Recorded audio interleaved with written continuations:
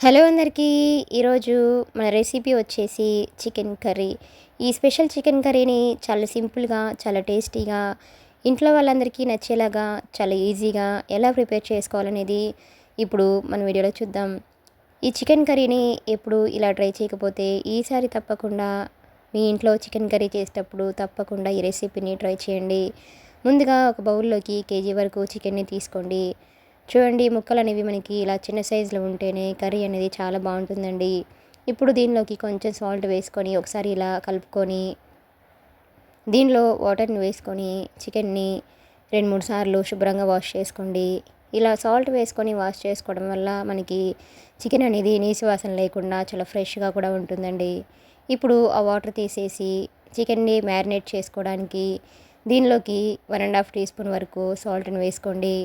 అలాగే అప్పటికప్పుడు ఫ్రెష్గా దంచి ఉంచిన అల్లం వెల్లుల్లి పేస్ట్ని కూడా వేసుకోండి. అలాగే 1/2 టీ స్పూన్ పసుపు, 1.5 టీ స్పూన్ వరకు కారంని కూడా వేసుకోండి. స్పైసీ ఎక్కువగా ఇష్టపడే వాళ్ళైతే 2 స్పూన్స్ వరకు కారంని వేసుకోండి. ఇప్పుడు వీటన్నింటిని ఒకసారి బాగా మిక్సింగ్ చేయండి. ఇవన్నీ చికెన్ ముక్కలకి పట్టేలాగా 1 నిమిషం పాటు బాగా మిక్సింగ్ చేసుకొని దీనిని ఒక 10 నిమిషాల పాటు మ్యారినేట్ చేయండి.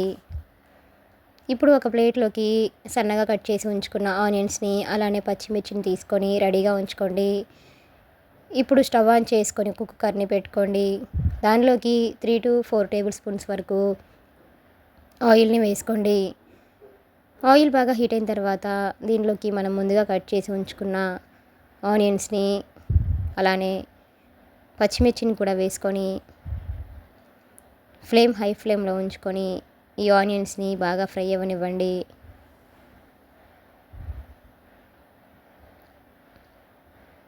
ఈ చికెన్ కర్రీ అనేది రోటీలోకి, రైస్లోకి, అలానే పుల్కాలోకి దేనిలోకైనా చాలా చాలా బాగుంటుందండి.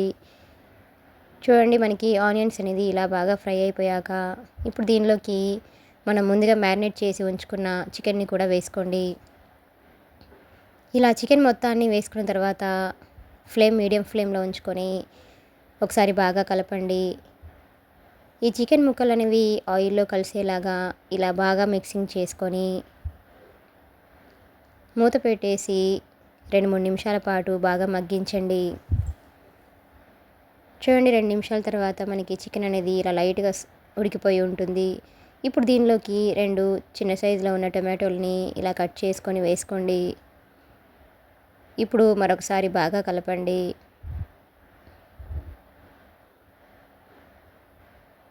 ఇప్పుడు మూత పెట్టేసి టొమాటో ముక్కలు అనేవి సాఫ్ట్గా అయ్యేంత వరకు వీటిని బాగా మగ్గించండి. చూడండి, మనకి 2 నిమిషాల తర్వాత చికెన్లో వాటర్ అంతా ఊరుతుంది. ఇప్పుడు దీనిలోకి 1 కప్పు వరకు పెరుగుని ఇలాగ మ్యాష్ చేసుకొని వేసుకోండి. ఇలా పెరుగు వేసుకొని ఈ కర్రీ చేసుకోవడం వల్ల మనకి చికెన్ కర్రీ అనేది ఇలా పీస్గా లేకుండా చాలా సాఫ్ట్గా కూడా ఉంటుందండి. అలాగే చాలా టేస్టీగా కూడా ఉంటుంది. ఇలా పెరుగు మొత్తాన్ని వేసుకున్న తర్వాత ఫ్లేమ్ని లో ఫ్లేమ్లో ఉంచుకొని ఈ చికెన్ని ఒకసారి బాగా కలపండి. హై ఫ్లేమ్లో ఉంచుకొని ఈ పెరుగు వేసుకోవడం వల్ల పెరుగు అనేది మనకి విరిగిపోయే ఛాన్స్ ఉంటుందండి. అందుకని లో ఫ్లేమ్లో ఉంచుకొని మాత్రమే పెరుగు వేసుకున్న తర్వాత ఒకసారి బాగా కలుపుకొని మళ్ళీ ఫ్లేమ్ని మీడియం ఫ్లేమ్లోకి అడ్జస్ట్ చేసుకుంటూ మూత పెట్టేసుకొని మరొక 2-3 నిమిషాల పాటు బాగా మగ్గించండి. ఈ రెసిపీని ఎప్పుడు ట్రై చేయకపోతే ఈసారి తప్పకుండా ఈ రెసిపీని ట్రై చేయండి. ఆల్రెడీ చికెన్లో కొంచెం వాటర్ ఉంది కాబట్టి దీనిలోకి ఒక చిన్న గ్లాస్ వరకు వాటర్ని వేసుకొని ఒకసారి ఇలా బాగా మిక్సింగ్ చేసుకొని కుక్కర్ మూత పెట్టేసి ఒక 2 విజిల్స్ వస్తే సరిపోతుందండి. 2 విజిల్స్ వచ్చిన తర్వాత కుక్కర్ మూత తీసేసి ఇప్పుడు దీనిలోకి సన్నగా కట్ చేసి ఉంచుకున్న కొత్తిమీర అలాగే పుదీనాను కూడా వేసుకోండి.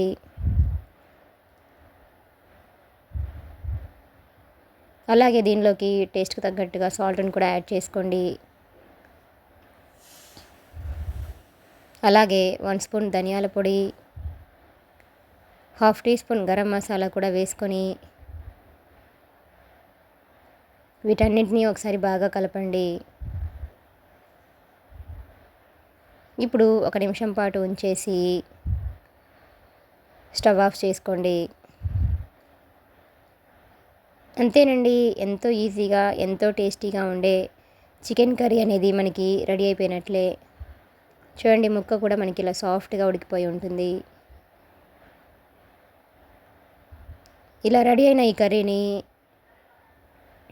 స్టవ్ ఆఫ్ చేసుకొని పక్కకు దించేసి ఒక సర్వింగ్ బౌల్ తీసుకొని సర్వ్ చేసుకుంటే ఎంతో టేస్టీగా ఎంతో ఈజీగా ఉండే చికెన్ కర్రీ అనేది మనకి రెడీ అయిపోయిందండి. ఈ చికెన్ కర్రీని బగారా రైస్, అలానే వైట్ రైస్, రోటీ, పుల్కా దేనిలోకైనా ఇలా చేసుకొని తింటే చాలా చాలా టేస్టీగా ఉంటుందండి. ఈ వీడియో కనుక మీకు నచ్చినట్లయితే ఒక లైక్ కొట్టండి. Please subscribe my channel, like, share and comment. Thanks for watching.